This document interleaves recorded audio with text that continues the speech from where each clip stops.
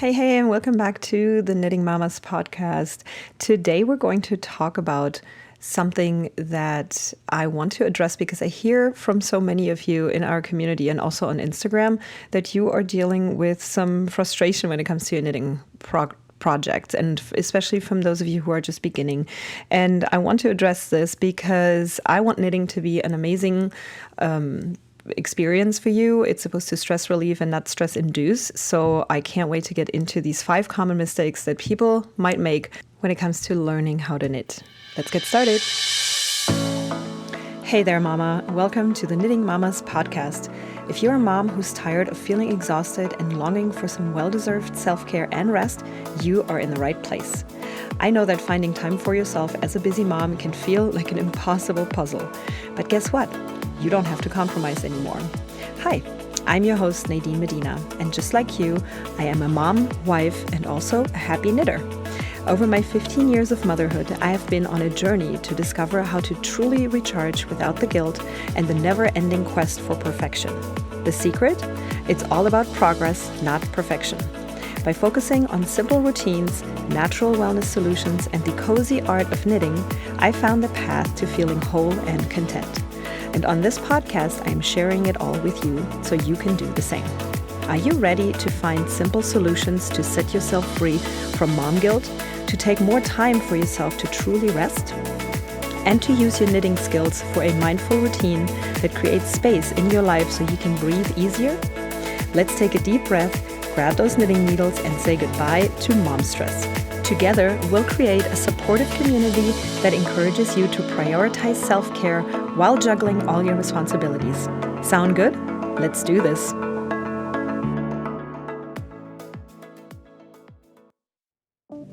Today, I have an awesome testimonial to share with you from one of our members in the Knitting Mamas community. And it says, "Thank you, Nadine. You've helped me refocus my mission behind fiber arts and embrace my projects gently and intentionally." I love hearing these stories. I can't wait to hear your story in our Knitting Mamas community. And thank you so much for sharing this testimonial with us. Hey mamas, and welcome back to another episode. I don't know if you guys saw on Instagram that we recently got a new puppy in our house, and I can only say it's been challenging. It's been fun. It's been cute, and there have been a lot of snuggles. But it's also thrown me straight back from having a bunch of teenagers in my house to basically having a toddler in my house. And it's been a long time since that was the case. So I can tell you that knitting has once again saved me from all the stress that is now part of this household again. And not that it's, all bad, but it's definitely busier than I have been in the weeks before that, and busy, just a different kind of busy. We're all busy all the time, and my situation is no exception. But it's definitely different when out of nowhere you have to run after a little one again, making sure they don't get into everything all day long. And the reason why I'm actually telling you this, it has nothing to do with this episode in particular, but it does have to do with things that I talk about often, specifically a morning routine, which, as you know, I love my morning routine. And since my kids are a little bit older, I have been able to do a 30 to 45 minute morning routine pretty much on my own for quite a while now. And I absolutely love it. I get up before my family. I do usually some meditation. I do a little yoga sometimes. I definitely journal, and I just take my time in the morning. And it's just been really great to start the morning that way. And if you've listened to this podcast or follow me on Instagram, you know that I'm a huge believer in morning routines for all moms. But I also do agree and realize that these morning routines aren't always the same in every season. And this is now a season for me that I just dove in that has me changing my morning routine again. And I know that this is a dog, so it's not comparable, maybe in some ways. But what is comparable is the fact that you go through seasons when it comes to this. And I hear from so many moms out there that, they can't get up earlier than their children because they will get up at the same time and things like that. I'm finding myself in a similar situation right now. And for the first week, I didn't really do a morning routine because I just needed to focus on what my days are even going to look like right now. Because I'm getting up at 5 a.m. or 4:30 to, take somebody out to go to the bathroom, even in the rain and whatever weather. And it's just been an adjustment. But I definitely also went back to sleep and didn't stay up for my morning routine because I needed the sleep. So all this to say is you have to kind of go with the flow when it comes to these seasons, and you have to realize that these things can change and that it's not always set in stone. And there will be times when you have the chance to get up before your children, but that may not be the case right now. And for the time being, see if you can maybe find 15 minutes after you do the main tasks of the morning.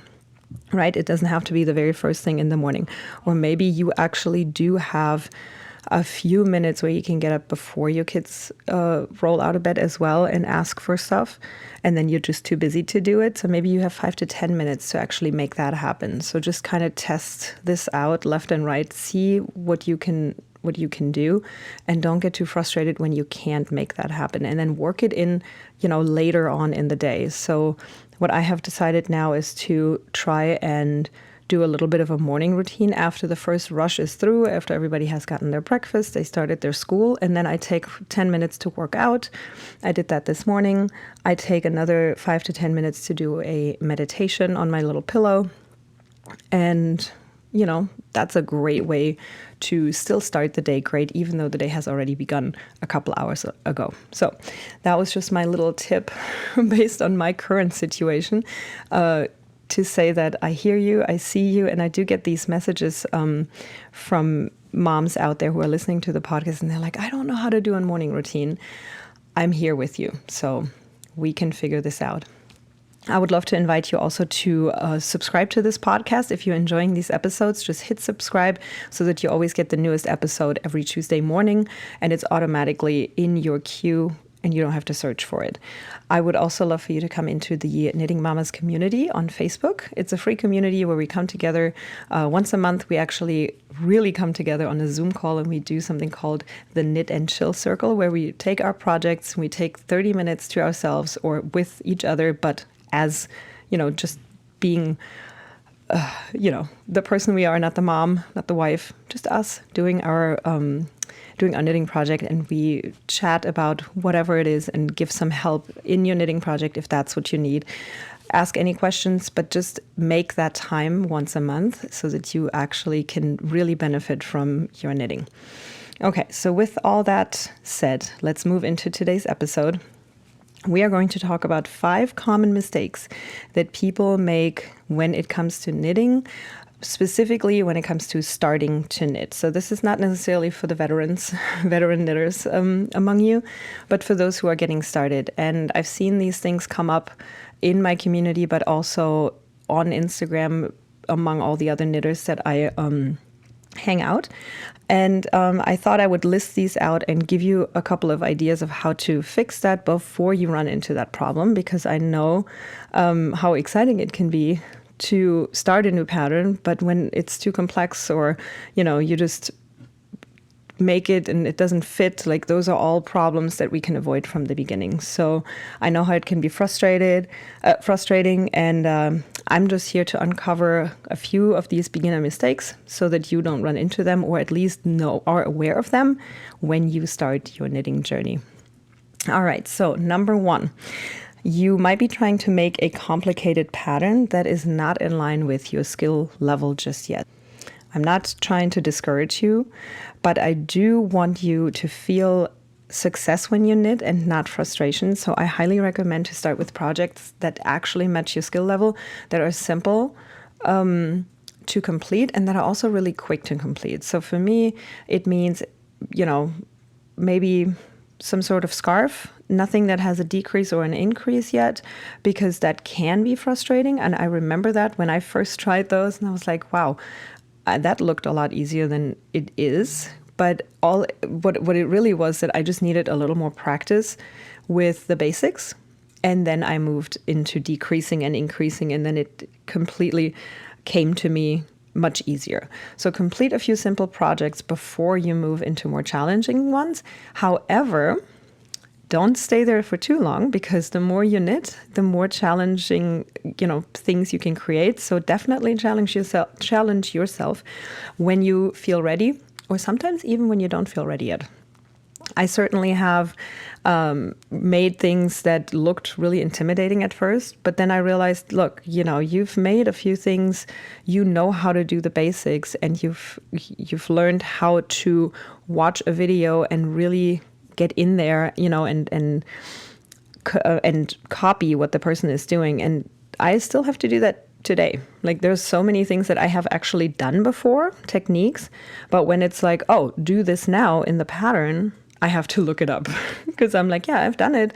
I know how to do it and it'll come back to me, but I still need that little nudge, and I need to watch something to make sure that I actually remember how to do it. So no problem. I don't think it's an issue to do that at all. Keep those links of the videos that you found somewhere in your bookmarks so that you can find them again quickly. But again, start with simple ones so that you have that quick success and that it makes you want to keep going and make more things, because it's just so fun when you have a completed project that you can wear or that you can give to somebody as a gift.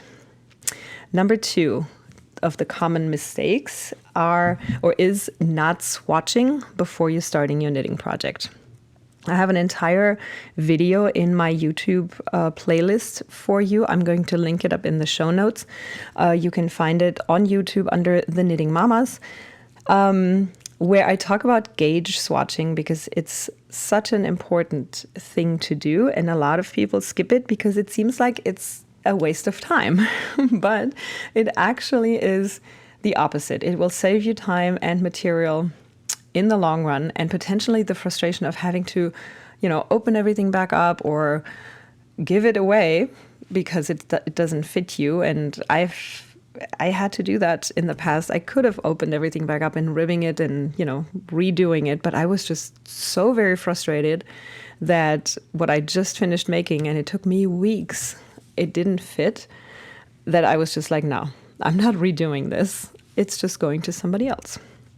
And I found that such a shame. And that was my way of learning that I'm always going to knit a gauge swatch. So go over into my YouTube channel or Google knitting a gauge swatch, and be sure to learn how to do it. It's not very hard. Every pattern has the gauge that you need to meet inside of it. So you just knit the swatch according to that, and therefore, or that way, you will actually be able to see what size you have to knit, and if you have to change your needle size to go up and down, or up or down, in order to meet that gauge. So it's a very simple thing to do. Do not skip it because you want to save time. It can really become a frustrating thing if you don't do it. So that's probably my favorite tip for today, honestly. Number 3 would be picking the wrong materials. So my personal advice, especially for those out of you who are still in the beginning stages of knitting, but even now, I still try to do this because I love when my garment comes out exactly like I had envisioned it based on the pattern. I stick as close as I can to the materials that are recommended and used in the pattern.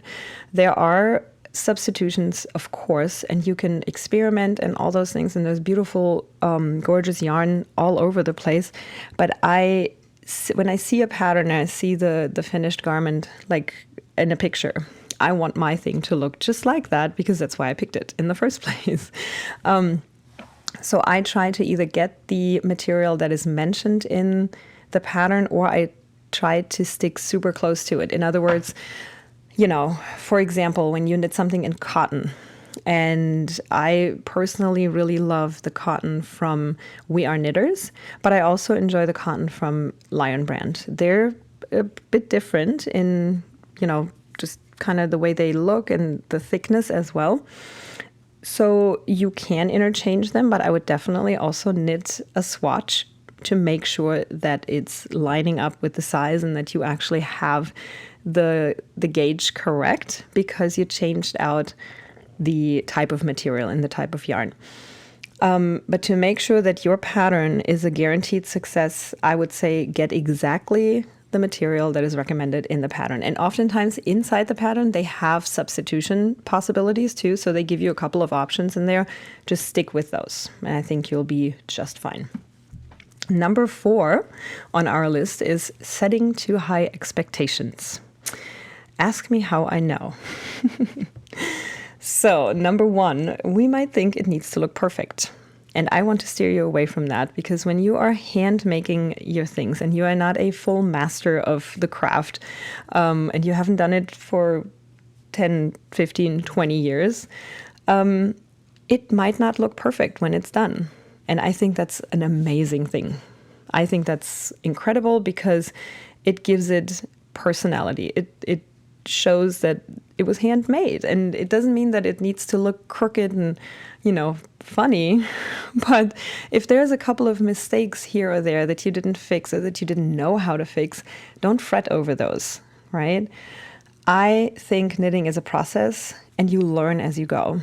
So your technique will improve, your tension will improve, your, I guess, how would you say that? Like how even the stitches look will improve as you go. So your first couple of projects might not look perfect and they might not look like you expected them to, but you still made them, you still had fun creating them, and you can still wear them. And if you don't want to wear them, but you still had fun creating them, then you can donate them or you can give them away. And I think that's so totally fine. But I want you to not set yourself up for a frustrating experience by thinking everything has to look perfect. So give yourself grace, enjoy the creation process, right? And this actually kind of plays also into finding the projects for your skill level so that you can master them faster without much frustrations. So again, a few mistakes to me make the piece much more personal, and I actually enjoy all my little mistakes that I've made in my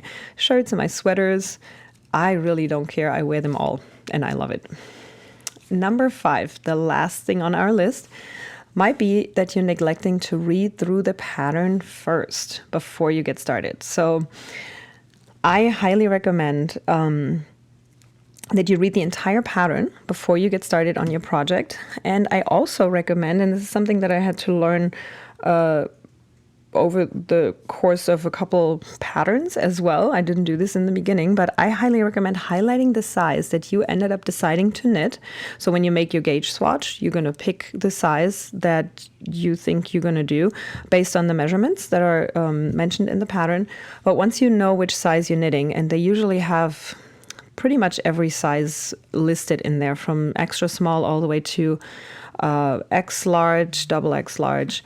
And I would just highlight them. So let's say you make a small, you'll highlight the small everywhere it's mentioned, because of course, with the different size, you will also have different measurements, different stitch count, different row counts within or throughout the pattern. And highlighting the size every single time it's mentioned throughout the entire pattern can really help you find the correct number of stitches, of rows, and so on as you go through the pattern. It happened to me before that I literally forgot what size I'm knitting.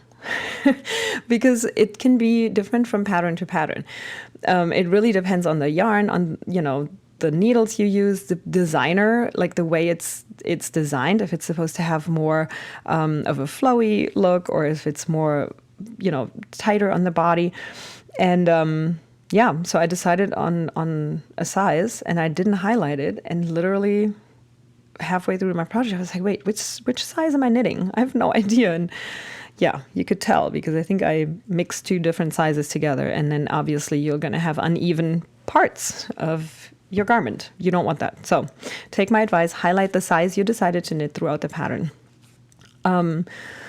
Always follow the pattern step by step from the very beginning. So there's a reason why you're knitting a certain area first. So just keep that in mind. And also be sure to reach out to the designer of the pattern when you have any questions, because knitting patterns are written differently depending on the designer, and some of them might be easier for you to follow than others. But I always say, check where the designer is, if they are on Instagram or if they have an email address. I highly recommend getting in touch with them if you have questions. And then, of course, as I said before, you're very welcome to come into our community as well, and we are happy to help. But sometimes, if it's pattern-specific questions, it might be a little hard for us to help. But general questions, anything about technique, come to us. We're here to help. And I can't wait to welcome you in the Knitting Mamas community. So hopefully these 5 tips or, 5 common mistakes that people make as they start to knit or as they find themselves possibly frustrated have been helpful for you. Maybe you were a little intimidated to even get started with knitting, or you're finding yourself in a moment where you're like, no, I don't want to do this because it's just too frustrating. I hope these helped kind of shed some light on what the problem might be and how you can fix it. And I would love to hear from you. I just can't stress enough how much I would love to hear from you, how you're doing, and how this journey is going for you. So please feel free to tag me on Instagram when you're sharing this episode at The Knitting Mamas and ask the question there, or you can just send me a DM on Instagram as well with your question. I'm here for you. We're here for you in the Knitting Mamas community. That one can be found at bit.ly/knittingmamas, bit.ly/knittingmamas. Come join us. I hope you found these tips useful. If you did, share this episode with your fellow knitting friends, or just simply share it on Instagram and tag me in the stories so I can shout you out as well. Remember, every stitch is a step towards becoming a better knitter, and you are on your way to become a knitter, a good knitter, a amazing knitter, somebody who is loving the process and, creating things that they're so proud and so happy to wear. Please subscribe to the podcast for more advice around self-care through knitting, and join us in our community on Facebook to connect with me and other knitting mamas. Until next time.